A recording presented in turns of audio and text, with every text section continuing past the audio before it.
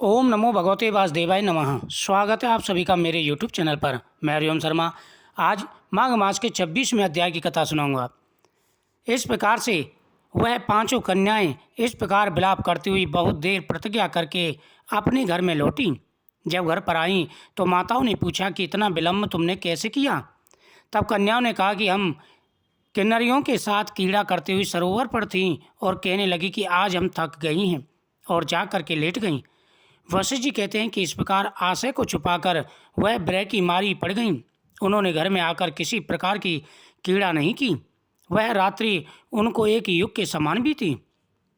सूर्य नारायण के उदय होते ही अपने आप को जीवित मानते ही माताओं की आज्ञा लेकर गौरी पूजन करके वे कन्याएं वहां पर जाने लगीं। उसी समय ब्राह्मण भी स्नान करने के लिए अछूत सरोवर पर आ रहे थे। उसके आने पर कन्याओं ने वाह वाह किया, जैसे कमलिनी प्रातःकाल सूर्योदय को देखकर कहती है। उसको देखकर उनके नेत्र खुल गए और उस ब्रह्मचारी के पास गईं। आपस में एक दूसरे का हाथ पकड़कर चारों तरफ से उसको घेर लिया और कहने लगी कि मूर्ख, उस दिन तू भाग गया था, आज नहीं भाग पा सकता। हम लोगों ने तुमको घेर लिया है।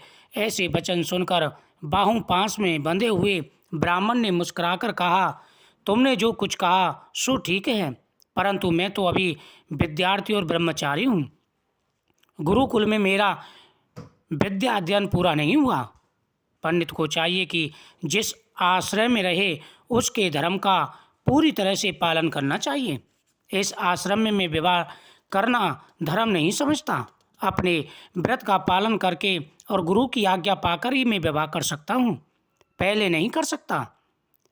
यह बात सुनकर वह कन्या इस प्रकार बोली जैसे बैसाख मास में कोयल बोलती है। वह कहने लगी कि धर्म से अर्थ और अर्थ से काम और काम से धर्म के फल का प्रकाश होता है। हम काम से धर्म की अधिकता से आपके पास आई हैं, सो आप पृथ्वी के सब भोगों को भोगिए।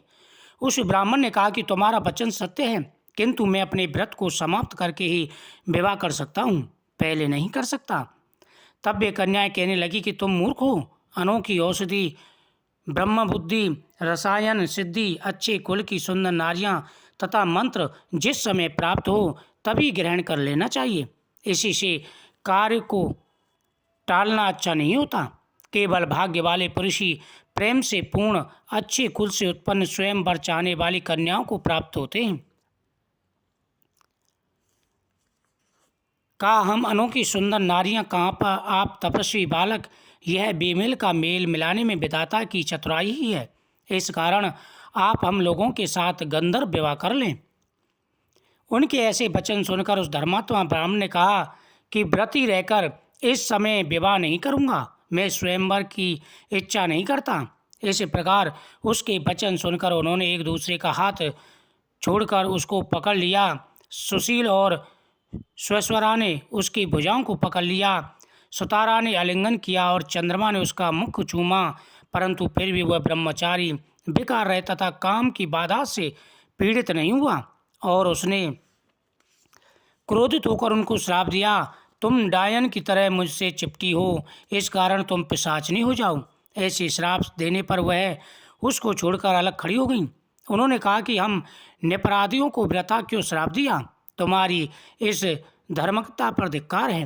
प्रिय करने वाले से बुराई करने वाले का सुख दोनों लोकों में नष्ट होता है, इसलिए तुम भी हम लोगों के साथ पिशाच हो जाओ। तब वे आपस के क्रोध से उस सरोवर पर पिशाच पिशाचनी हो गए।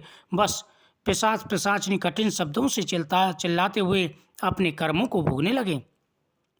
वशिष्ठ जी कहने लगे कि हे राजन, इस प्रकार वह पिशाच उस सरोवर के इधर उधर फिरते रहे। बहुत समय पश्चात मुनियों में श्रेष्ठ लोमस ऋषि पौष शुक्ल चतुर्दशी को उस अछोद सरोवर पर स्नान करने के लिए आए। तब क्षुधा से दुखी इन पिशाचों ने उसको देखा और उनकी हत्या करने के लिए गोल बांधकर उनको चारों तरफ से घेर लिया। वेद निधि ब्राह्मण भी वहां पर आ गए और वे लोमस ऋषि के तेज के सामने ठहर ना सके और दूर जाकर खड़े हो गए। वेद निधि हाथ जोड़कर लोमस ऋषि से कहने लगे, भाग्य से ही ऋषियों के दर्शन होते हैं। फिर उन्होंने गंधर्व कन्या और अपने पुत्र का परिचय सब वृतांत सुनाया और कहा कि हे मुनिवर, यह सब श्राप मोहित होकर आपके सम्मुख खड़े हैं। आज इन बालकों का उद्धार कीजिए। जैसे सूर्योदय से अंधेरे का नाश हो जाता है। वशिष्ठ जी कहने लगे कि पुत्र के दुख के दुखी हुए वेदनती ब्राह्मण के ऐसे वचन सुनकर लोमस ऋषि के नेत्रों में जल भर आया और वेद ऋषि कहने लगे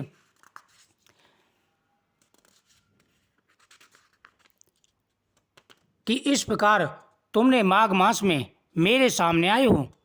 मैं प्रसाद से बालकों को शीघ्र स्मृति पैदा होगा हो। मैं उनको धर्म कहता हूँ जिससे इसका आपस का श्राप विलीन हो जाएगा। मैं इन्हें माघ मास का महत्व सुनाता हूँ। स्नान का महत्व सुनने से यह मुक्ति को प्राप्त होंगे। वीडियो को शेयर करें, चैनल को सब्सक्राइब